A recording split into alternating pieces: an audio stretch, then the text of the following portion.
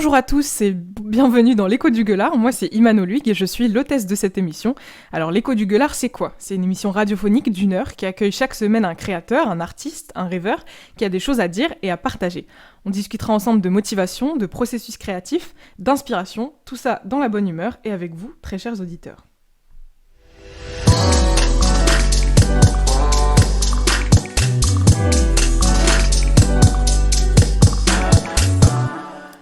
Et alors cette semaine, on accueille Mélissa. Salut Mélissa.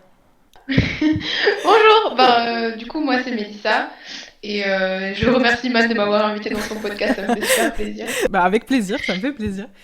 Écoute Mélissa, je vais te présenter en quelques mots Vas-y. pour que les auditeurs apprennent un petit peu à te connaître. Alors Mélissa, tu as 22 ans et tu es principalement illustratrice. Tu es en première année à l'ESMA, mais tu dessines depuis plusieurs années. Tu as repris le dessin sérieusement en 2018, plus précisément. Et on peut retrouver donc tes œuvres sur ton Instagram, @rouge_yong, rouge comme la couleur, et Yong, Y-O-N-G. Voilà. C'est ça, t'as très bien résumé ma vie. Euh, Par contre, illustratrice, bon j'irai pas jusqu'à dire ça parce que en soit, oui je fais des dessins etc. Mais là j'apprends plus la 3D donc j'essaie de m'orienter plus vers tout ce qui est 3D, modeling, lighting, tout ça. Mhm. Mais c'est sûr qu'à côté, j'ai toujours envie de dessiner. Quand je sors de mes cours, par exemple, la première chose que je fais, c'est sortir mes dessins et continuer à dessiner. Parce que c'est vrai que quand on fait de la 3D, ça nous manque un peu ce papier, crayon, enfin de pouvoir dessiner vraiment ce qu'on a envie. Surtout quand on débute la 3D parce que c'est super compliqué. Donc voilà. Ok, donc cette notion de dessin à la main, tu l'as pas trop en 3D? Bah, pas vraiment. En fait, nos cours à l'ESMA, ils sont super, hein. Franchement, tous mes profs sont géniaux. Ils sont toujours à l'écoute. Ils nous aident beaucoup. Mhm. Mais j'ai pas beaucoup de cours traditionnels. Donc, j'ai un cours de dessin, un cours d'illustration. Ça représente 8 heures par semaine, sachant que j'ai cours pratiquement tous les jours, du matin et après-midi. Mhm. Donc, 8 heures par semaine, c'est pas beaucoup, sachant qu'on a à peu près 16 heures de cours sur le PC. Mhm. Donc du coup, non, on retrouve pas forcément ça. Et c'est surtout que quand on fait de la 3D, en fait, on dessine pas. C'est vraiment, on a besoin de dessiner à côté pour comprendre comment ça fonctionne, mais quand on fait de la 3D, vraiment, on crée quelque chose sans le dessiner à la main. On utilise très rarement une tablette, sauf si c'est vraiment pour aller dans du sculpting, comme ZBrush par exemple, mais on n'utilise pas forcément ce logiciel au début. C'est Ok. plus quand c'est plus poussé en fait. Ok. Et du coup, pourquoi avoir fait de la 3D? Est-ce que tu préférais ça, enfin, ou est-ce que justement la 2D te manque? Comment ça se passe? Euh, la 2D me manque un petit peu. Bon, après, j'ai commencé à dessiner vraiment en 2018, donc ça fait pas si longtemps que j'en fais. Mhm. J'ai fait que de très petites animations en 2D, j'ai pas approfondi. Mais c'est vrai que j'aurais préféré. Enfin, au début, ma préférence c'était plutôt la 2D. Et ensuite, malheureusement, du coup, j'ai eu des problèmes de santé qui font que je peux pas utiliser mes poignets trop comme toute la journée. En fait, je peux pas utiliser toute la journée et c'est vrai que les animateurs 2D, ils font que ça. Mhm. Donc, du coup, je m'intéresse aussi un peu à la 3D et j'ai fini par me réorienter vers la 3D. C'était un bon compromis Mhm. parce qu'en soit, on crée quelque chose, on peut raconter une histoire à travers nos œuvres, ce qu'on crée en fait, j'adore ça. Et du coup, la 3D, c'était vraiment un bon compromis. C'était pas mon premier choix à l'époque, mais c'est vrai que si le choix était à refaire, je me réorienterais encore une fois vers la 3D parce que c'est juste, c'est génial en fait. Tout ce qu'on fait, quand je vais à l'école, j'ai le sourire jusqu'aux oreilles, c'est incroyable. Franchement, je recommande à tout le monde. Et comment t'es arrivé justement à faire de la 3D? Parce que tu nous dis, que c'est depuis vraiment 2018 que tu dessines sérieusement, entre guillemets. Du coup, comment t'en es arrivé à faire des études là-dedans? Est-ce que t'as fait autre chose avant? C'est quoi ton parcours en fait? Et ben, mon parcours, alors à la base, j'étais pas du tout orientée vers quelque chose comme ça parce que j'ai la chance de parler plusieurs langues, donc moi je pensais m'orienter vers soit du business, de la traduction, des choses basiques en fait qu'on nous présente à l'école. C'est Mhm. vrai que on n'a pas quelqu'un qui vient nous présenter la 3D en disant bah tu peux faire ça plus tard. Mhm. Donc j'y avais jamais réellement pensé. Jusqu'à ce que je commence à dessiner en fait. D'ailleurs, c'est drôle parce que j'ai commencé à dessiner pendant mes études de coréen parce que du coup, je me suis orientée vers les études de coréen Mhm. et j'ai commencé à dessiner à ce moment-là. Et là, je me suis dit ah bah peut-être qu'il y a un métier derrière ça, peut-être qu'on peut en faire un métier plus tard. Et donc là, j'ai commencé à m'intéresser à la 2D et en m'intéressant à la 2D, je me suis forcément intéressée à la 3D. Donc c'est là que j'ai commencé à vraiment comprendre du coup les métiers qui sont derrière tout ça et au final, apprendre la 3D, ça ne se résume pas seulement à apprendre à faire des dessins animés, parce que derrière, il y a les effets spéciaux, il y a plein de choses. C'est un monde gigantesque qu'on ne connaît pas forcément avant de vraiment rentrer dans la branche 3D, quoi. Donc c'est vraiment intéressant, mais il faut vraiment prendre le temps de s'y intéresser et essayer de comprendre ce que c'est en fait. Je vois des gens dans ma... Enfin, je veux pas... Non. Enfin, je vois des gens qui disent oui, je veux faire de la 3D, etc., mais qui au final ne savent pas vraiment ce que c'est, puisqu'ils y ont jamais touché, ils ont jamais vraiment fait des recherches. Donc je dis vraiment, faut faire des recherches, faut vraiment essayer de comprendre, parce que c'est un métier euh, pour lequel tu vas passer 70 heures devant ton écran par Mhm. semaine si tu veux des résultats à la fin, et si certaines personnes ne peuvent pas gérer ça, enfin, ça va être assez compliqué. Donc voilà. Donc bien se renseigner. Très bien se renseigner, il faut. Absolument. Donc t'as eu un autre parcours, du coup, avant d'arriver à l'ESMA, à faire de la 3D. Qu'est-ce qui a fait que t'as eu un déclic? Pourquoi à un moment tu t'es dit, bah finalement, en fait, j'ai envie de m'éloigner du business, du truc, de la traduction, etc., pour faire quelque chose qui me plaît à 100% et du coup qui me passionne. Quel a été ce déclic? Parce qu'il y a beaucoup de gens qui n'arrivent pas à avoir ce déclic. Euh, Comment ça s'est passé dans ta tête? C'est vrai, c'est vrai. Ben, à la base, je pensais faire du business parce que c'est ce qu'on attendait de moi en fait. C'est, oh, tu parles beaucoup de langues, oh, tu as des facilités là-dedans, et ben, on va faire ça de ta vie. Alors qu'au final, c'est vrai, ça se peut qu'on ait des facilités par-ci, par-là, mais ça veut pas dire que plus tard on sera épanoui en faisant ça. Et après, je trouve ça compliqué qu'on doive choisir en fait notre futur métier, notre parcours à 18 ans. C'est super compliqué de choisir son métier à ce moment-là. Donc c'est vrai que moi, je faisais partie de ces personnes, j'étais très perdue. J'ai suivi ce qu'on m'a dit, j'ai fait un peu de business, un peu de traduction, et ça m'a pas plu du tout parce que j'étais pas épanouie, j'avais l'impression de faire quelque chose qu'on attendait de moi et j'aimais pas du tout. Donc au final, je me suis dit, je vais faire quelque chose qui me plaît, le temps que enfin, en attendant que je trouve ce que j'aime. Et Mhm. du coup, je me suis réorientée vers un bachelor coréen. Et du coup, pendant mon bachelor coréen, du coup, bah, comme j'ai dit, j'ai appris à dessiner, et c'est là que je me suis rendu compte qu'en fait, ce qu'on aime faire, c'est la chose qu'on fait pendant laquelle on ne voit pas les heures passer. Parce que j'avais beau apprendre, faire des choses, etc., en dehors du dessin, Mhm. le temps passait jamais. Alors que je peux passer 4 heures sur un dessin, je m'en rendrais pas du tout compte.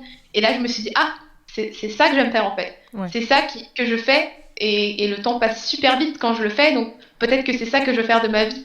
Et au final, c'est là que j'ai eu mon déclic, et je me suis dit, mais c'est ça que je veux faire plus tard, que je veux passer mes 40 ans de ma vie à travailler, c'est ça. Et c'est là que j'ai eu mon déclic en fait. Bah, je te le souhaite. Donc, en fait, tu penses que c'était pas assez challengeant, peut-être, de faire du business ou de la traduction? Est-ce que c'est ça? Le fait que tu dises que le dessin, même si... Enfin, t'aimes ça, mais au moins il y a un challenge derrière, alors que peut-être c'était trop facile de faire du business ou de la traduction. C'est... C'est possible, c'est possible. Après, je veux pas dire que le business ou la traduction, c'est des métiers faciles. Ouais. Moi, la traduction, j'ai beau parler 5 langues, dans mon cerveau, ça fonctionne pas comme les traducteurs. J'ai vraiment beaucoup de mal. C'est des métiers qui s'apprennent et Mhm. c'est difficile. Et voilà, je veux pas du tout dénigrer leur métier, mais c'était juste pas pour moi. Et oui, en fait, la 3D, c'est challengeant. C'est vrai que, par exemple, parfois, je dors 3 heures par nuit, je reviens à l'école le lendemain parce que je dois apprendre plein de choses, mais ça me motive. Je me dis, ah, je vais réussir à faire ça, et c'est super motivant et challengeant. Et en fait, le fait de voir tes progrès, de pouvoir constater à quel point tu t'améliores en si peu de temps, c'est très satisfaisant. Donc oui, c'est un challenge, mais c'est vraiment quelque chose de satisfaisant derrière. Mhm. Tu disais au début que... Enfin, tu disais, genre, à 18 ans, on sait pas vraiment ce qu'on veut faire et tout. Est-ce qu'il y a des voyages, toi, qui t'ont fait réaliser des choses? Du coup, enfin, tu dis que tu parles 5 langues. Euh, Déjà, si je peux me permettre de demander lesquelles, même si j'ai une petite idée. Mais lesquelles? Et puis, est-ce qu'il y a des voyages, du coup, en rapport avec ces langues-là qui t'ont fait réaliser des choses, qui t'ont apporté des choses par rapport à peut-être ton art aussi? Totalement. Alors, excusez-moi, il y a certaines personnes, c'est vrai, du coup, qui savent déjà à 18 ans, qui ont déjà voyagé, etc. Voilà, je voulais pas mettre tout le monde dans le même sac, Après, tu mais dis moi, en tout cas, peut-être que tu disais ça aussi par rapport à ta propre expérience, qu'à 18 ans, oui, toi, c'est ça. tu voyais pas la vie pareille aussi. C'est ça, c'est ça. En fait, moi, juste moi, en ayant ma personne comme exemple, à 18 ans, je sais très bien que je ne connaissais absolument rien de la vie et que je pensais que j'étais le centre de la Terre, et enfin, voilà. Mhm. Euh, Après, oui, donc après, j'ai eu la chance de voyager. Je suis allée en Autriche. J'ai vécu là-bas pendant 4 ans. Mhm. 4 ans, ouais. Et ensuite, je suis allée en Corée, Je pense que aller en Corée, c'était franchement la chose qui m'a le plus changé, qui a le plus influencé mon art, qui m'a vraiment fait ouvrir les yeux sur ce qu'était la vie, etc. Aussi en Corée, j'ai rencontré du coup Iman, Bon, salut. qui nous accueille aujourd'hui.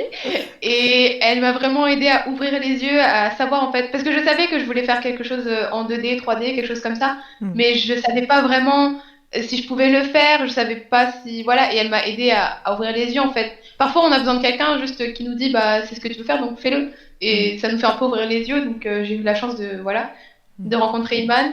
Et mis à part ça, voilà, en Corée, j'ai vécu beaucoup de choses. J'ai appris, je me suis découverte moi-même d'ailleurs, parce que je pensais pas que c'était possible, mais c'est vrai que ça change une personne d'être à l'autre bout du monde, de découvrir de nouvelles choses. Mhm. Donc, ouais. Et sinon, ah oui, tu m'as demandé les langues que je parlais, donc anglais, français, allemand, turc et coréen. Et ça fait Et beaucoup. ça fait beaucoup, oui, dans ma tête, ça fait beaucoup. Il n'y a pas assez de place. Parfois, j'oublie des mots. Parce que du coup, j'ai fait 4 ans de russe et 7 ans d'espagnol. Et en fait, enfin, des fois, Elle j'ai ne des mots qui s'arrête me viennent jamais. dans des langues. Pardon? Tu t'arrêtes jamais, donc. C'est ça. Parfois, j'ai des mots qui me viennent dans des langues que j'ai appris à l'époque et je me dis, mais quoi? Je m'en rappelle même plus en français. C'est incroyable. Non, mais c'est intéressant ce que tu disais. Bah, du coup, pour les auditeurs aussi, on s'est rencontrés du coup en Corée et on était toutes les deux aussi. Bah, du coup, on faisait aussi beaucoup de dessins. Et c'est intéressant parce que j'en ai parlé aussi dans d'autres épisodes avec d'autres invités. C'est le fait que rencontrer des gens qui font ce que tu fais et qui te poussent aussi dans tes passions et dans les trucs que t'aimes, ça t'aide parfois à te donner un push en fait, à te dire en fait je peux faire ça, c'est une possibilité. Et je pense que c'est ça pour beaucoup d'artistes aussi. Donc les rencontres autant que les voyages, sûrement. Enfin, c'est aussi une aide, même de ton point de vue, du coup. Je suis totalement d'accord. Franchement, rencontrer des personnes qui font la même chose que toi, qui comprennent ce que tu es en train de faire, qui peuvent apporter à ton art et t'apprendre de nouvelles choses, c'est juste génial parce que c'est sûr qu'on fait pas la même chose, tout le monde fait des choses différentes et c'est très enrichissant. Mhm. Rien que d'avoir rencontré Iman en Corée, moi, ça m'a grave enrichi au niveau de mon art, au niveau de plein de choses. Donc, Moi, ça donc je... ça me fume parce que tu parles de moi à la troisième personne alors que tu es en train de me parler, du coup. Mais oui, Mais t'es pas devant moi, donc du coup, oui, c'est oui, pour c'est ça que... vrai. Mais du coup, je pense, enfin, c'est une question aussi, mais ton changement d'environnement à l'ESMA, du coup, comment tu l'as vécu aussi? Parce que du coup, tu es beaucoup plus entouré par des gens qui font ce que tu fais et qui connaissent, bah, qui partagent les mêmes passions, sûrement. Comment tu l'as vécu ça, de passer du coup, d'un bachelor en coréen, où il y avait peut-être des gens qui partageaient des passions, mais pas de la même façon, à un environnement où vraiment tu es entouré par le dessin et tout. Je sais que ça peut être stressant aussi pour certaines personnes. Comment tu l'as vécu, toi? Bah, moi déjà, j'ai eu un petit recul. J'étais assez sceptique au début parce que j'ai une grande différence d'âge avec certaines personnes de ma classe et j'avais vraiment peur de ça. J'appréhendais parce Mhm. qu'au final, enfin, moi là, je vais avoir 23 ans, il y a des personnes dans ma classe qui ont 17 ans. Et j'avais Mhm. vraiment peur. Je me disais, ils vont penser que je suis une vieille et tout. Enfin, ma plus grande appréhension, c'était ça. Et au final, non, pas du tout, parce que c'est des personnes qui sont très ouvertes d'esprit et qui acceptent beaucoup de choses. Après, je vais dire les artistes, bon, je mets tout le monde un peu, je fais un cas généralisé, mais les Mhm. artistes en général sont très ouverts d'esprit et là, tout le monde m'a accueilli à bras ouverts, alors que la plupart avaient déjà fait la prépa que moi, du coup, je n'ai pas faite. Mhm. Euh, et franchement, tout le monde, j'ai vraiment l'impression que dans ma classe, tout le monde est spécialisé dans quelque chose de différent. Et c'est bien en fait parce que tout le monde apporte aux autres. Donc par exemple, j'ai autour de moi des personnes qui sont très très bons en 3D, des personnes qui sont très très bons en Photoshop. Et en fait, on peut tous apprendre les uns des autres. Et ça, je pense que c'est vraiment une force en fait de pouvoir s'apprendre les uns aux autres sans juger les lacunes des autres en fait. Mhm. Donc ça, j'aime beaucoup. C'est vraiment enrichissant. Et dès que quelqu'un n'arrive pas, par exemple, tu as toujours une autre personne qui te dit ah bah c'est comme ça, etc. Donc les profs nous laissent vachement en autonomie. Mhm. Et c'était vraiment, c'était pas si, enfin c'était très agréable, j'ai envie de dire, le changement d'environnement. Ok, donc il y a pas de. Tu dirais qu'il n'y a pas de gens, en tout cas dans ta promo à toi, qui voient ça comme une compétition. Toi, tu vois pas ça comme une compétition, du coup, j'imagine vous vous entraidez. Euh, Ouais. donc, Non, bah, franchement, franchement, j'ai vu personne qui voyait ça comme une compétition parce que les profs nous l'ont dit eux-mêmes. On va pas dire, ah bah, il y a ce nombre de personnes qui vont réussir et ce nombre de personnes qui vont échouer. C'est pas du tout comme ça. C'est vraiment, ils essayent de nous pousser au maximum et il y a aucune compétition en fait. C'est vraiment tout le monde s'entraide. justement pour pouvoir être tous ensemble à la fin en dernière année. Ok. Donc, ce parcours-là, ça dure combien de temps? Ça dure 4 ans et ça termine avec un master. Donc en fait, les masters, normalement, on finit sur 5 ans, le master bachelor, sauf que là, c'est 4 ans. Ok. Mais vu comme c'est poussé, c'est compliqué, c'est normal. Ouais, j'imagine. Tu parlais de la différence d'âge. Est-ce que... Enfin, c'est vrai que je pense aussi, et on en a déjà parlé dans le podcast, du fait que la différence... Enfin, il y a une sorte de compétition intérieure qu'on peut avoir en France, de se dire il faut finir à tout prix très vite ses études et finir avec un master à 21 ans. Est-ce que tu as ressenti ça aussi, même en changeant de parcours ou est-ce que tu l'as assez bien géré finalement parce que tu nous disais qu'il y avait des gens dans ta classe qui étaient plus jeunes. Comment tu as vécu ça? Enfin, j'avais très très peur quand même. Je me disais, putain, j'ai pas fait le bachelor que je devais faire, j'ai pas terminé le business, bah, j'avais fait un DUT, j'ai pas terminé le DUT, je vais laisser mes études de coréen avant de terminer ma troisième année, etc. J'avais très très peur et j'avais peur aussi du regard de ma famille parce que je me disais, ah, ma famille va dire que je fais rien de ma vie, que j'arrête tout ce que j'entreprends. Et Ouais. j'ai eu la chance du coup d'avoir mes parents qui me soutiennent toujours dans ce que je fais, ma mère qui m'a dit il n'y a pas de souci, si c'est ce que tu veux faire plus tard, et ben fais-le. Elle m'a toujours poussé à suivre mes rêves en quelque sorte. Donc du coup, j'ai eu la chance d'être épaulée, mais c'est vrai que j'anticipais quand même beaucoup. J'avais très très peur Mais au et ouais. final, ça se passe bien. Au final, ça se passe très bien parce que j'ai un entourage qui me pousse à faire ce que je veux. Ouais. Mais je sais que certaines personnes n'ont pas forcément la chance d'avoir ça et c'est dommage. J'aimerais bien que ces personnes-là, enfin, comprennent que tu peux toujours changer de voie n'importe quand. Il y a des personnes qui passent de pâtissier à maçon à 50 ans. Enfin, Ouais, il n'est jamais trop tard pour changer de voie, en fait. carrément. Donc si vous voulez vous lancer, franchement, n'hésitez pas. Euh, Voilà. un petit retour sur ton art, est-ce que tu fais du coup de tes mains quoi. Qu'est-ce que t'as commencé à dessiner plus sérieusement en 2018. Qu'est-ce que tu veux dire par sérieusement en fait comment ça s'est passé ton processus. Est-ce qu'avant tu dessinais mais tu prenais pas au sérieux tu prenais pas l'art ton dessin au sérieux et est-ce que c'est en 2018 que tu t'es dit que tu as eu un déclic. Comment ça s'est passé ce truc de se dire plus sérieusement commencer le dessin plus sérieusement. En fait, quand j'étais toute petite, je dessinais un petit peu de temps en temps, mais je voulais jamais vraiment montrer mes dessins à qui que ce soit parce que je trouvais que j'avais pas de talent. Parce qu'en fait, à l'époque, je pensais vraiment que le dessin c'était juste du talent, alors qu'en fait, c'est juste du travail. Ouais. Et, euh, et du coup, je pensais toujours, oh, j'ai pas de talent, oh, j'arrive rien à faire. Et je dessinais en cachette, mais je montrais à personne. Et c'était assez rare parce que j'avais vraiment peur de me lancer. Je regardais des tutoriels parfois et dès qu'on me demandait, je disais, ah non, c'est pas vrai, enfin, je déniais tout le temps. Ouais. Et, euh, et au final, en 2018, du coup, dans ma classe, il y avait une fille qui avait fait une école d'art avant de venir dans le bachelor coréen et Mhm. qui dessinait tout le temps en classe. Et une fois, je lui ai demandé, je lui ai dit, ah bah, j'aimerais bien dessiner moi aussi, mais j'ai pas de talent. Et elle m'a dit, bah écoute, je vais t'apprendre. Et en fait, elle m'a ramené dans un magasin d'art, on a acheté tout ce qu'il fallait. Et là, je me suis mis à vraiment commencer à dessiner. Parce qu'avant, bah, jamais vraiment dessiné sérieusement, quoi. Mhm. Ok, donc c'est là, donc encore une rencontre finalement.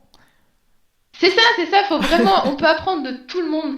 Donc j'encourage vraiment les gens à s'ouvrir et à découvrir de nouvelles personnes parce qu'on apprend de tout le monde en fait. Mhm. Tu vois, c'est marrant parce que j'en avais parlé du coup dans le premier épisode parce que j'avais parlé de toi en disant que je voulais t'inviter aussi, en disant que le fait de, enfin que toi, t'as trouvé cette force de commencer à dessiner chez quelqu'un. Et moi, par exemple, qui dessinais depuis très très longtemps, au contraire, le fait de te rencontrer, ça m'a appris des choses sur, par exemple, les trucs que j'utilise, le matériel que j'utilise pour dessiner, tu vois.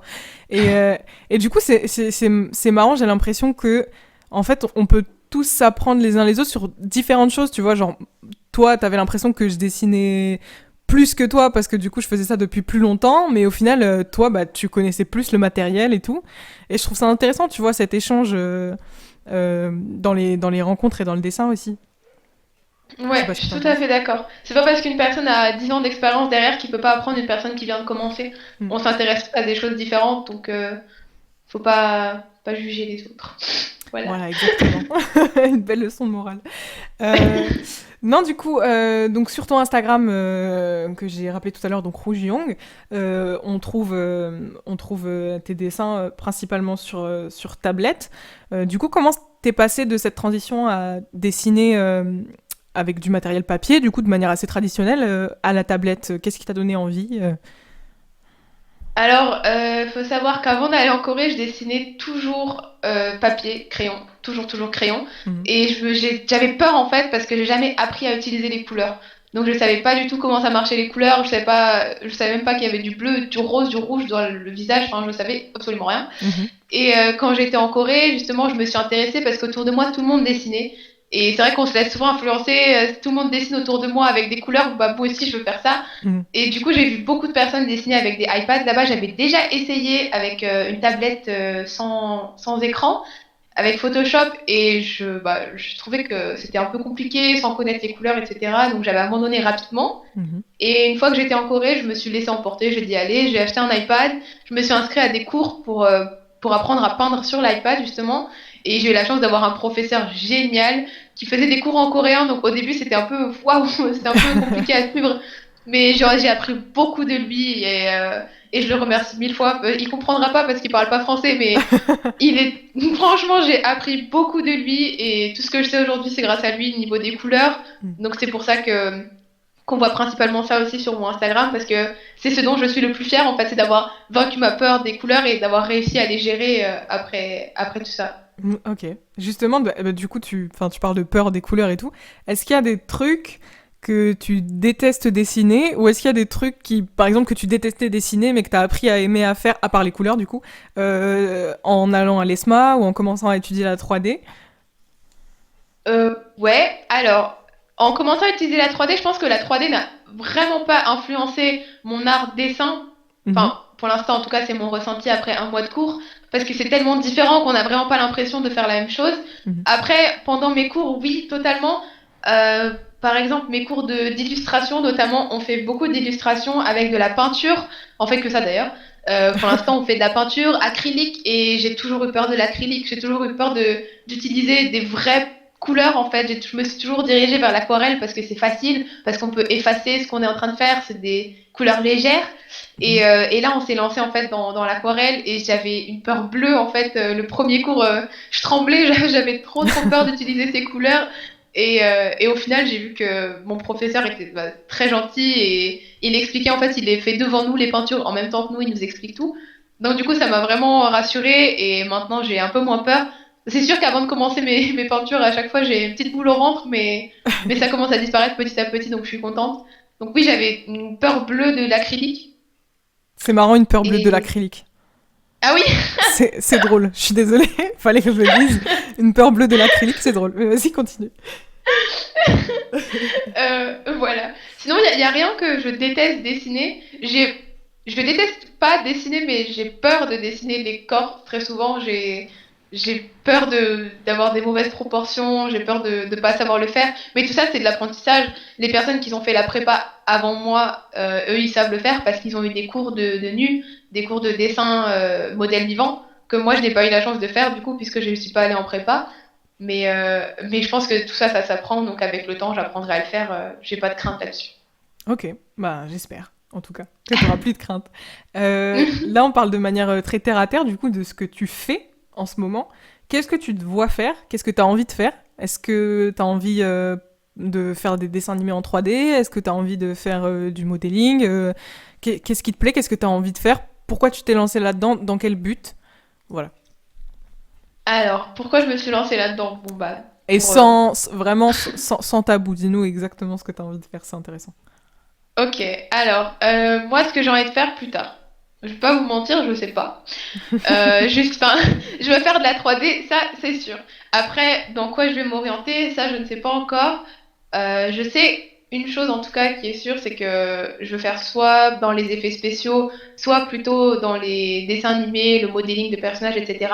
Après, précisément ce que je veux faire, je ne sais pas encore. Mhm. Après un mois d'école, c'est un peu compliqué de dire je veux faire du lighting, je veux faire du modeling, je veux faire du rig, enfin c'est un peu compliqué. Mhm. Surtout que moi j'étais venue en me disant je vais faire de l'animation et au final c'est vrai que le modeling ça me plaît aussi beaucoup. Donc je sais pas encore. Au final, ce que j'aimerais faire, j'en suis pas encore sûre, mais je m'orienterai plutôt, je pense, puisqu'en troisième année, il faut qu'on choisisse un parcours pour s'orienter. Mhm. Donc, je pense m'orienter plutôt vers du modeling ou VFX, mais Ok, pour l'instant, je c'est suis pas encore du... sûre à 100%. Ensuite, dessin animé ou film, bah ça, je ne sais pas non plus, parce que en vrai, on me dit de travailler sur le prochain Spider-Verse, je dis oui, et on me dit de travailler sur Spider-Man, je dis oui aussi. Les deux, c'est pas la même chose, mais voilà. Donc c'est Ouais. vrai que oui, ok, je vais pas mentir, travailler sur quelque chose qui a un lien avec Marvel, ça me fait rêver. Mais pour l'instant, je peux pas débarquer après ma quatrième année et dire j'arrive, Disney embauchez moi. Pourquoi Donc pas?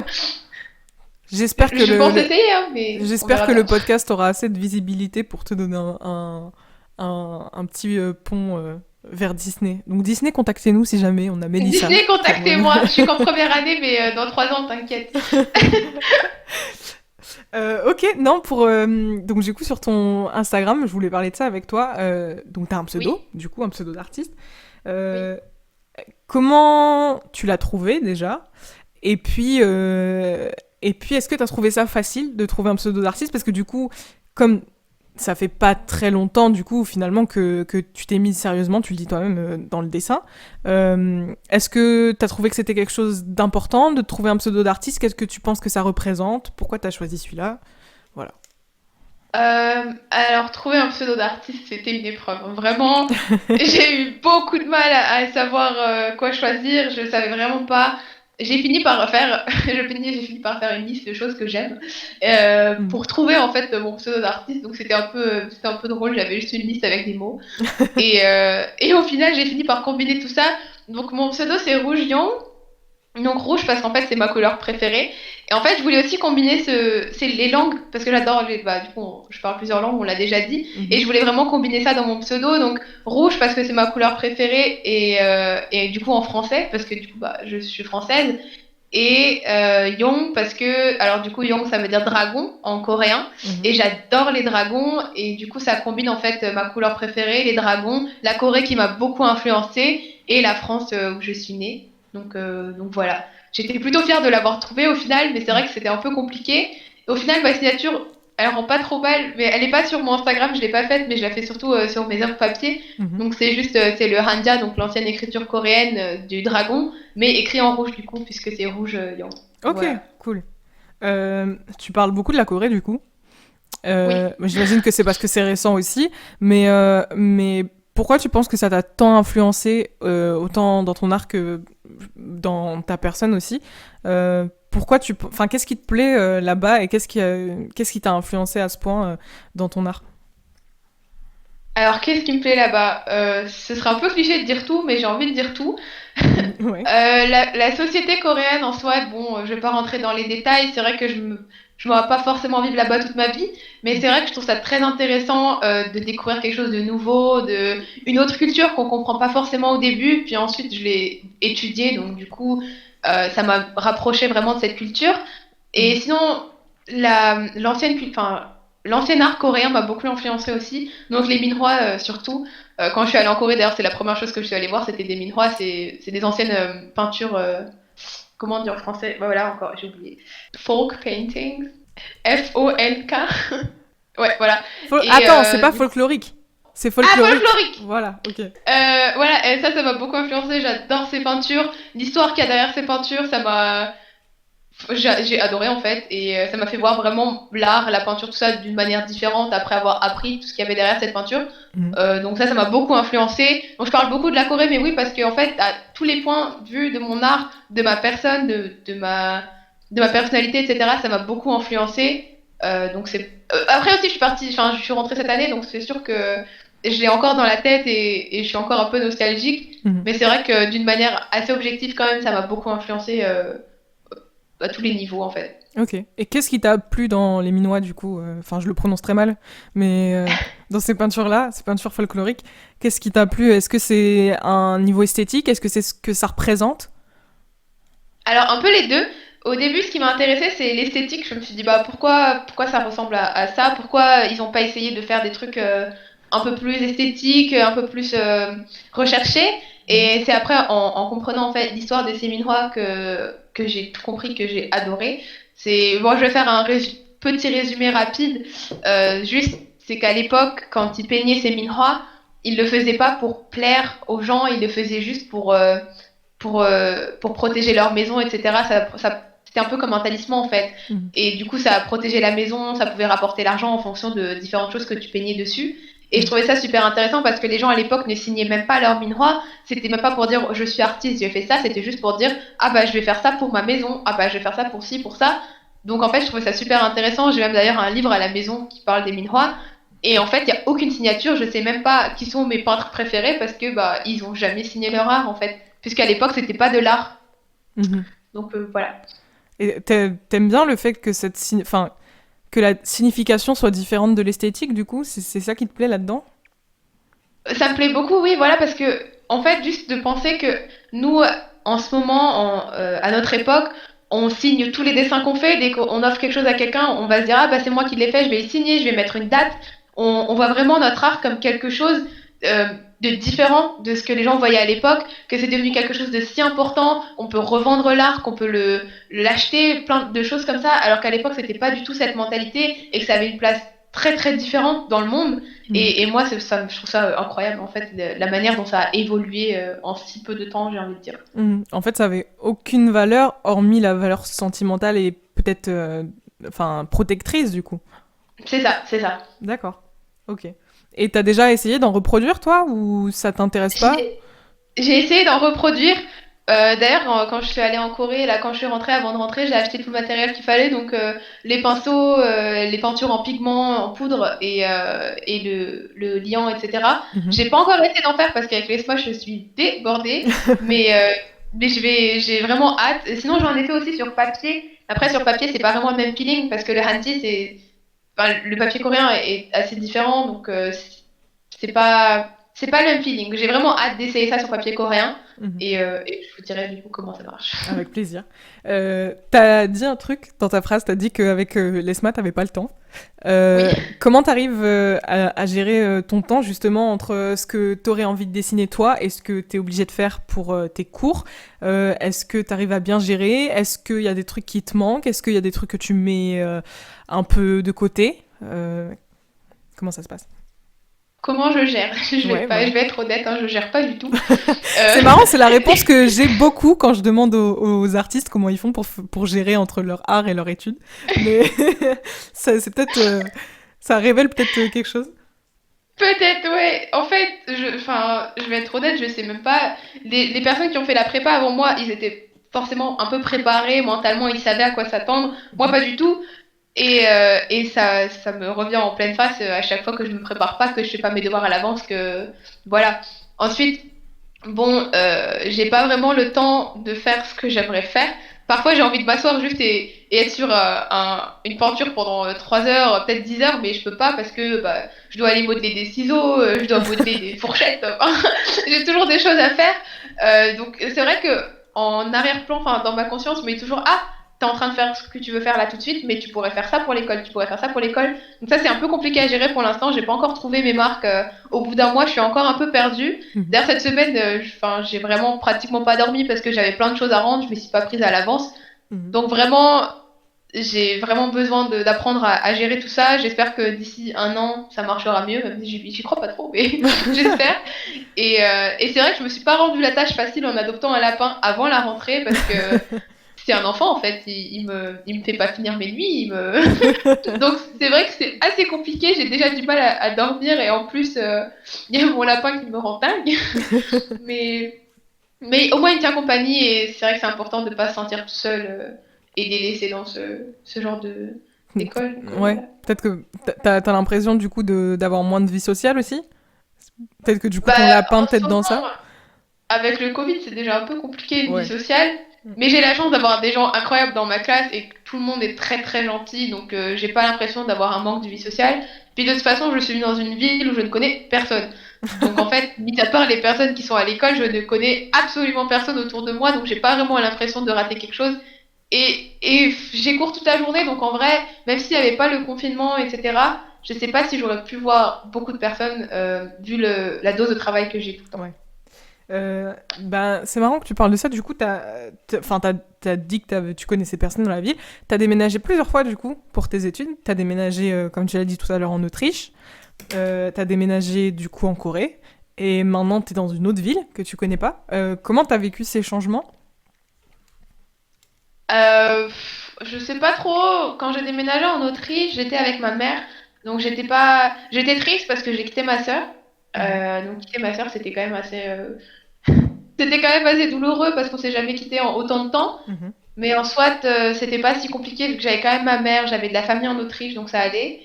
Ensuite, quand je suis allée en Corée, alors je connaissais pas beaucoup de personnes autour de moi, mais c'est vrai qu'être à l'autre bout du monde, euh, c'était assez compliqué. Enfin, avant de partir, j'avais pas eu du tout envie de partir. J'étais terrorisée. Je me disais, je vais être toute seule à l'autre bout du monde, je vais connaître personne, je vais mourir. Mhm.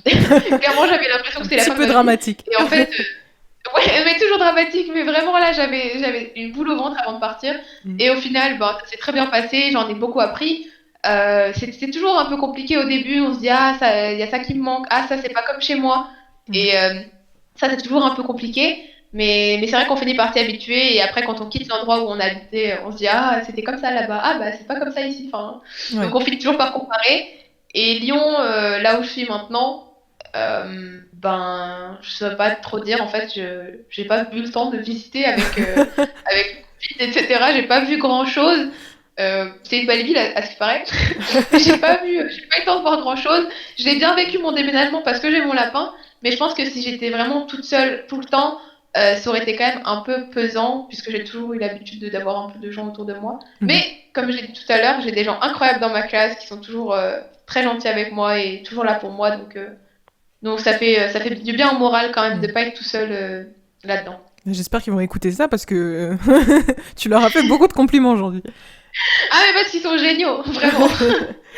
T'as parlé aussi tout à l'heure du confinement. Enfin, du coup, on y est, donc c'est un sujet inévitable. Euh, Comment t'as vécu artistiquement, en tout cas, le premier confinement? Et comment tu gères celui-là? Ou comment tu t'essayes de gérer... Bon, j'imagine que celui-là est différent parce que du coup, t'as des cours et tout, donc t'as limite pas le temps d'y penser, j'ai envie de dire. Mais en tout cas, le premier, comment tu l'as vécu artistiquement? Alors, le premier confinement, je vais pas mentir, je l'ai pas vécu parce que j'étais en Autriche, non, j'étais en Corée. Ah oui. Et Ah oui. en Corée, on n'a pas eu de confinement en fait. On pouvait sortir tout le temps, on faisait un peu ce qu'on voulait. Mhm. Ce qui était bien, c'est que les Coréens respectent très très bien les limites et les barrières, donc ils arrivent à gérer la chose en fait. Ils ont géré ça très rapidement, donc l'école a fermé. C'est vrai que j'ai pas été affectée directement en devant rester chez moi, mais j'étais affectée dans le fait où je pouvais pas aller à l'école pour rencontrer des gens. Il y a beaucoup de clubs en Corée, je pouvais y aller, je pouvais pas aller dans les clubs, je pouvais rencontrer personne. Et ça, c'est vrai que c'était assez compliqué. Donc niveau mental, c'est vrai que c'était assez éprouvant. Mhm. Tu te sens très très seul à l'autre bout du monde, t'as personne. Mais j'avais la chance du coup d'habiter avec une amie qui habitait en Autriche avant aussi, donc c'était sympa. Mais je pense vraiment que si j'avais pas eu son aide morale, et ça aurait été compliqué. Ok, donc en Euh, fait c'était presque un confinement parce que t'étais à l'autre bout du monde du coup. Oui, voilà, c'est ça. Parce on n'était pas obligé de rester chez nous, donc en vrai, on n'a pas eu de. Bon, on essayait un maximum de rester chez nous, mais on n'a pas eu un confinement éprouvant. Ouais. J'étais tout le temps avec elle et on a quand même passé de très bons moments. Et même ce confinement maintenant, en soit, j'ai mon lapin, je suis pas toute seule et je vais quand même à l'école. Donc, je vais pas dire que le confinement a affecté mon art parce qu'en soit, ça n'a pas affecté du tout puisque Mhm. je suis pas obligée de rester chez moi. Je peux aller à l'école, donc j'ai la chance de pouvoir aller à l'école. Ouais. Écoute, merci Mélissa pour tes réponses. On va passer aux questions courtes. Les questions courtes, c'est des Oui, questions qui sont courtes, mais toi, tes réponses peuvent être un peu longues. C'est la petite ok. catchphrase que j'ai trouvée et je vais la dire à chaque fois maintenant. C'est parti.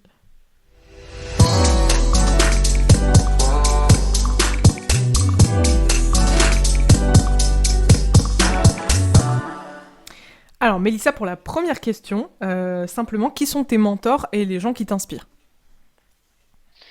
Oh là! C'est une question Beaucoup très trop! vaste. C'est une question beaucoup trop vaste, elle est trop courte mais trop vaste. Beaucoup de gens m'inspirent. Alors, parmi mes plus grandes inspirations, c'est drôle, on m'a posé la question il y a 2 semaines, 3 semaines, je Et sais plus. voilà, t'as eu le temps d'y réfléchir avant de Euh, passer. alors, je vais juste commencer par citer du coup Stanley. Ok. parce que je suis obligée, je l'adore. Tout ce qu'il a fait, c'est incroyable.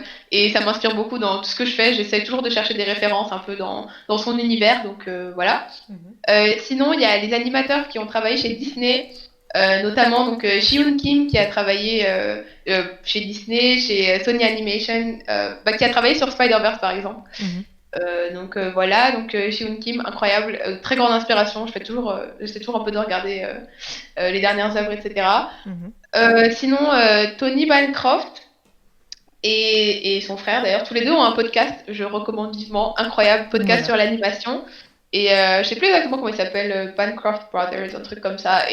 Et c'est vraiment, en fait, ça nous apprend beaucoup de choses sur l'animation où on n'y pense pas forcément, on n'y réfléchit pas forcément, comment ça se passe derrière. Donc c'est super intéressant. Ils interviewent d'ailleurs beaucoup de personnes qui ont travaillé dans les plus grands studios, Mhm. donc c'est très inspirant.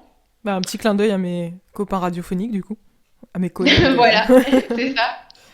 Et sinon, euh, voilà, c'est mes principales inspirations. Ensuite, bah, les Minhwa, mais on en a déjà parlé. Mhm. Et, euh, et voilà. Ok. Mélissa, est-ce que tu as un coup de cœur artistique ou plusieurs dans ton domaine ou dans un autre que tu aimerais bien partager avec nous? Même des gens qui sont pas forcément très connus, mais à qui tu as envie de donner de la force, par exemple. Voilà, un coup de cœur. Ou plusieurs même. Alors, coup de cœur artistique, je suis pas sûre si enfin, que tu parles d'une personne ou d'une œuvre, Ça peut mais être les deux. Ça peut être les deux.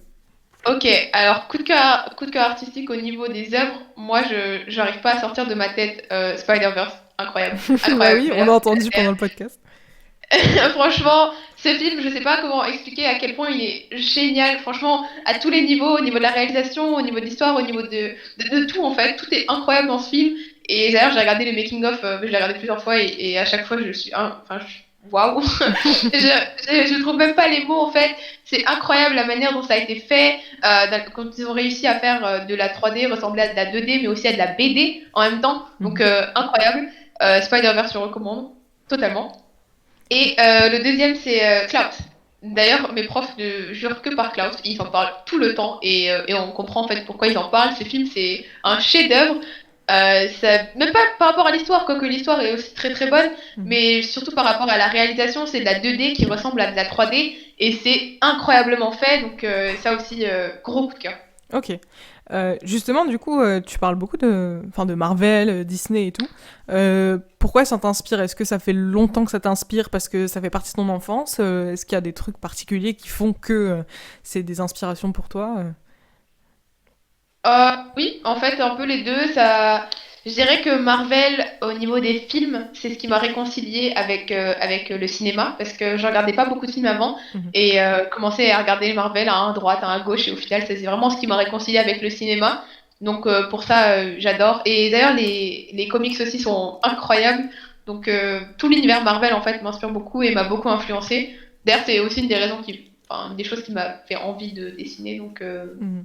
voilà. Et les Disney, oui, bah, un peu comme tout le monde, hein, ça fait partie de mon enfance et j'adore ça. Je peux en regarder 12 par jour, ça me fera toujours le même effet. J'adore regarder des Disney et j'ai vraiment envie de plus tard pouvoir donner ce plaisir à des personnes qui regardent quelque chose auquel j'ai fait partie et que j'ai créé aussi, j'ai aidé à créer, quoi. Ok.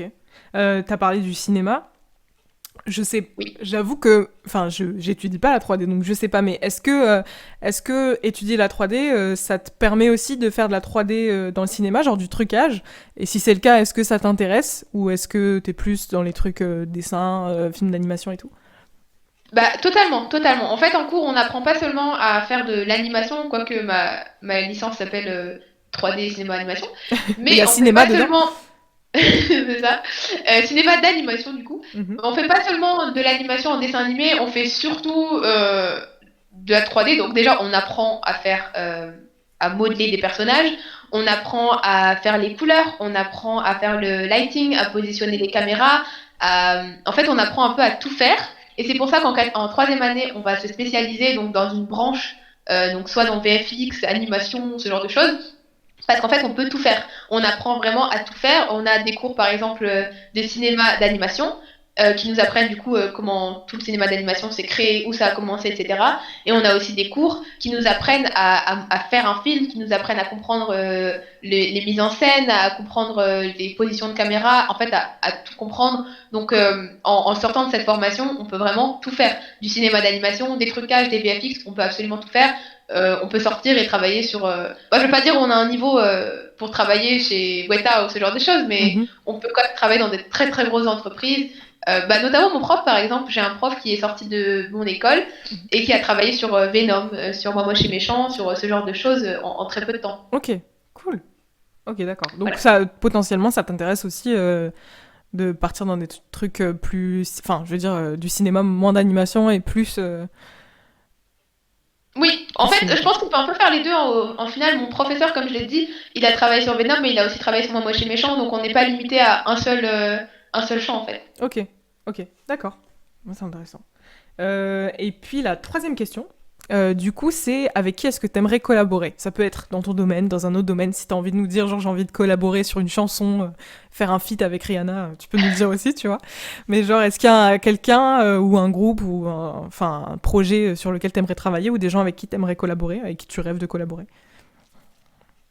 Alors là, bonne question. Comme je l'ai dit tout à l'heure, j'ai parlé de Hyun Kim. Vraiment, dans mes plus grands rêves, je fais une collab avec. Mais, ou même travailler sur le même projet, parce que d'ailleurs, Hyun Kim a travaillé sur le dernier film qui est sorti sur Netflix, comment il s'appelle Voyage vers la Lune. Ah, ok. Du coup, j'aimerais vraiment travailler sur un projet comme ça avec, mais pour l'instant, je reste un peu modeste. Mais on sait jamais. C'est à ça que sert cette question aussi, de se demander... parfois, il y a des choses qu'on n'ose pas aussi, je pense, se poser comme question.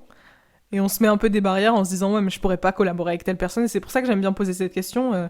Genre, sans barrière, si demain, genre, tu pouvais appeler n'importe qui et collaborer avec, ce serait qui, quoi? Ah ouais, ah bah tout de suite, j'appelle Hyun Kim et je dis, on travaille sur le film ensemble. S'il te plaît.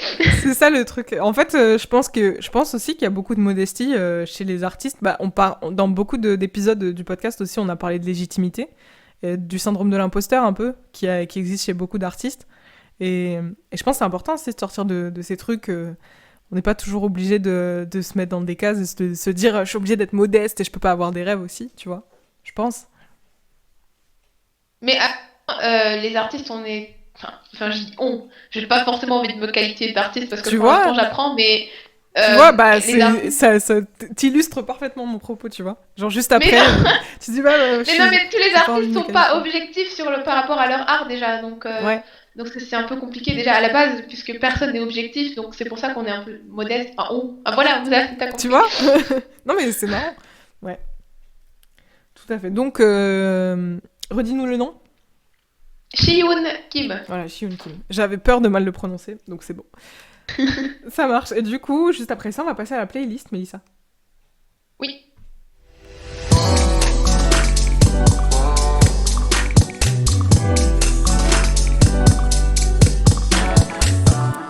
Tu m'as lâché un petit oui juste avant le jingle, très enthousiaste. Parce que les musiques que j'ai envoyées, je savais pas qu'elles allaient passer. Enfin, j'avais pas forcément fait le lien avec le Ah, podcast. ok. En fait, elles vont pas passer parce que du coup, les droits d'auteur, tu connais. Ah merde. Mais on va juste en discuter du coup pour donner un peu des pistes. Et puis après, elle sera postée sur Instagram pour que tout le monde puisse voir ce qui t'inspire. Sauf si t'as envie de changer Ok. d'ici là. Mais Pas de soucis, non, non, c'est bon.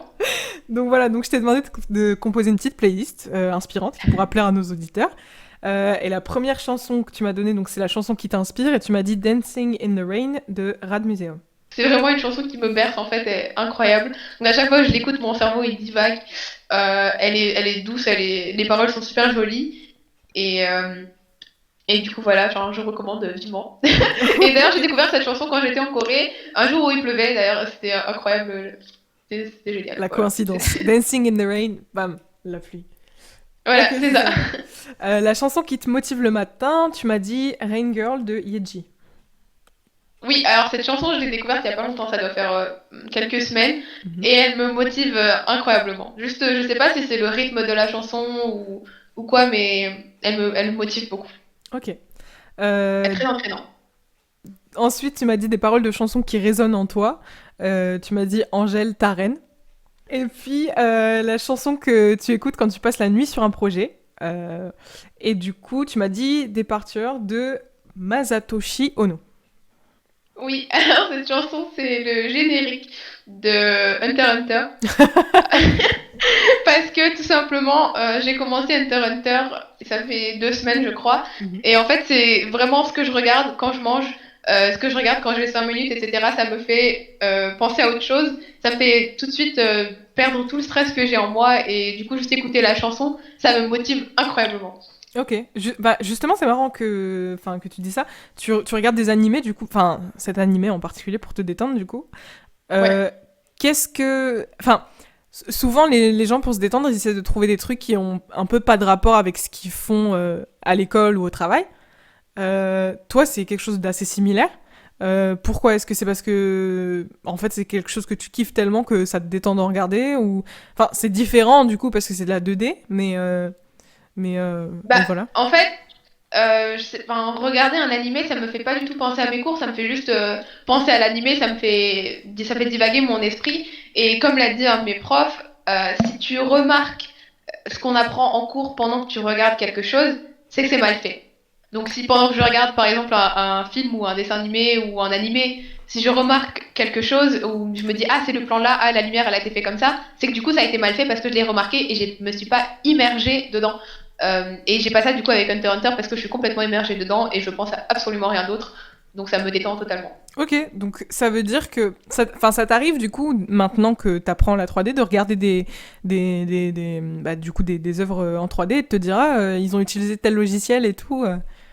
Ouais, totalement, totalement. D'ailleurs, c'est très marrant parce qu'il y a un clip de Dean qui est sorti, je sais plus cette année ou l'année dernière, Mhm. et dedans, en fait, on voit les personnages en 3D et ça m'a fait me taper une barre quand je l'ai regardé parce que la première fois, j'avais pas compris, mais là, quand je l'ai re-regardé, du coup, j'ai compris qu'en fait, ils avaient mis des scènes de rendu, ils avaient mis le rig, ils avaient mis des choses pas finies, et en fait, tout ce que je vois, c'est des choses que moi j'ai étudiées en classe qui n'ont pas été terminées, et du coup, le clip est super drôle. Et sinon, oui, quand je regarde des films, à chaque fois, enfin, depuis que j'ai commencé du coup l'ESMA, je remarque les plans qui ont été utilisés. Ah, je me dis, ah, regarde, par là, il y a la règle des tiers, là, il y a ci, là, il y a ça. Ou, ah, le lighting, là, il est mal fait. Ou, enfin, ce genre de choses, ça m'arrive tout le temps, c'est insupportable. Ok, est-ce que ça rend pas fou un peu les gens avec qui tu regardes des films, si tu regardes des films avec des gens? Bah, du coup, non, parce que depuis que j'ai commencé l'ESMA, j'ai regardé que des films avec des personnes qui sont à l'ESMA aussi. Ok. Donc, très souvent, on regarde le film et on se dit, ah, c'est mal fait. Enfin, genre, et on en parle ensemble, du coup. Du coup, est-ce que ça a un impact sur ce que tu penses du film ou de l'œuvre en général? Est-ce que tu te dis, ah bah j'aurais pu faire mieux? Ça t'arrive, genre, de dire ce genre de Je me choses? dis pas j'aurais pu faire mieux parce que c'est pas vrai, j'aurais pas pu faire mieux, pas pour l'instant. Mais je me dis ah c'est un film low budget. Ok, donc t'as un regard différent sur ce que tu regardes maintenant aussi. Totalement, totalement.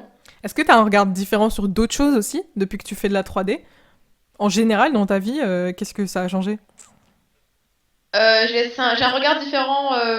Bah du coup sur les clips parce que du coup je regarde beaucoup de clips quand j'écoute des musiques et c'est vrai que ça me fait regarder ça un peu différemment, bah, que ce soit clip, animé, film, bon bref tout ça ça me fait regarder différemment. Mhm. Et la photographie aussi des fois je vois des photographies je me dis ah ça a été fait comme ça parce que si parce que ça ou ah la lumière elle vient du côté là. Enfin du coup c'est vrai que ouais ça me fait réfléchir souvent à Ok. ça.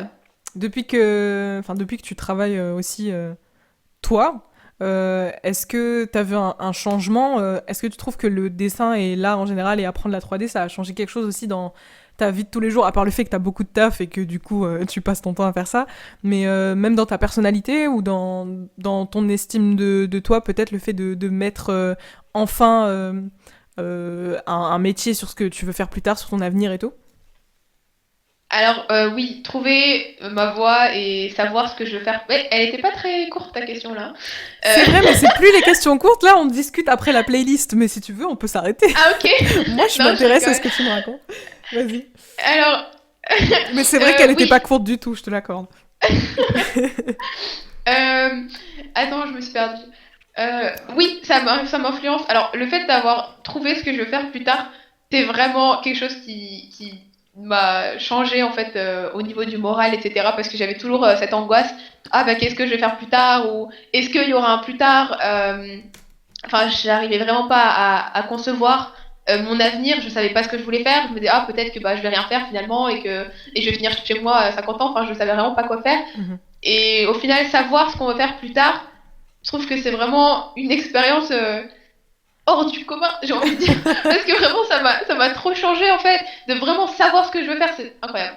Et, Mhm. euh, et du coup, oui, ça me change dans ma vie de tous les jours parce que je vois mon évolution, je vois à quel point je m'investis dans quelque chose, parce que en soit, je m'investissais dans le reste aussi, mais par exemple, dans mon bachelor de coréen, je parlais déjà beaucoup de langues, donc du coup, je savais déjà quoi m'attendre, je savais comment ça fonctionnait, et je m'investissais pas autant parce que bah, j'avais cette facilité, alors que là, je n'ai pas cette facilité, et du coup, je suis obligée de m'investir à 200%, et ça me fait kiffer juste de voir des évolutions aussi rapides en seulement un mois, comment dire, ça augmente mon estime de moi, on va dire. Ok. Tu penses que Ça me ça... rend, Ouais, vas-y, continue, ça, pardon. ça me rend juste plus fière de ce que je fais, voilà, c'est tout. Ok. Tu penses que ça t'aide aussi de savoir qu'il y a quand même des débouchés. D'ailleurs, je sais pas s'il y a beaucoup de débouchés dans la 3D. J'imagine que oui, mais est-ce que ça a un impact du coup? Alors, dans la 3D, il y a énormément de débouchés. Dis-toi, en fait, les personnes viennent te chercher à l'ESMA directement. Donc, après, je sais pas comment c'est pour les autres écoles, mais je sais que l'ESMA est très, très, très, très bien cotée niveau mondial. Mhm. Et des personnes viennent directement nous embaucher à la fin de la 4e année. Donc, Mhm. c'est très rassurant de se dire, il y a un travail derrière ce que je vais faire. Parce qu'il y a certaines voies qui sont bouchées. Par exemple, je sais qu'à l'époque, je sais pas si c'est toujours comme ça, mais la traduction, c'était assez bouché. Mhm. Et ça me faisait très, très peur. Et c'est aussi pour ça que je me suis pas orientée comme ça. Et là, alors que là, il n'y a aucune crainte à avoir, je sais que j'aurai du travail en 4e année et que le salaire va suivre un peu plus tard. Ok. Donc c'est aussi une façon de te rassurer par rapport à ton futur, quoi. Dans tous les C'est sens du ça, c'est terme. ça, Ok. c'est ça. Et ben du coup, au niveau de la playlist, on la retrouvera du coup avec celle de tous les précédents invités sur la page Instagram. Mélissa, merci d'avoir accepté mon invitation et de m'avoir accordé 1 heure de ton temps malgré tes études qui te prennent beaucoup de temps. C'était avec plaisir. Est-ce que tu as un mot de la fin, quelque chose que tu as envie de dire aux auditeurs avant qu'on finisse? Que Iman est une très très bonne host et je recommande vivement. Et je vous remercie de m'avoir écouté. Merci, tu pourras mettre 5 étoiles au service client sur Google Avis. T'inquiète.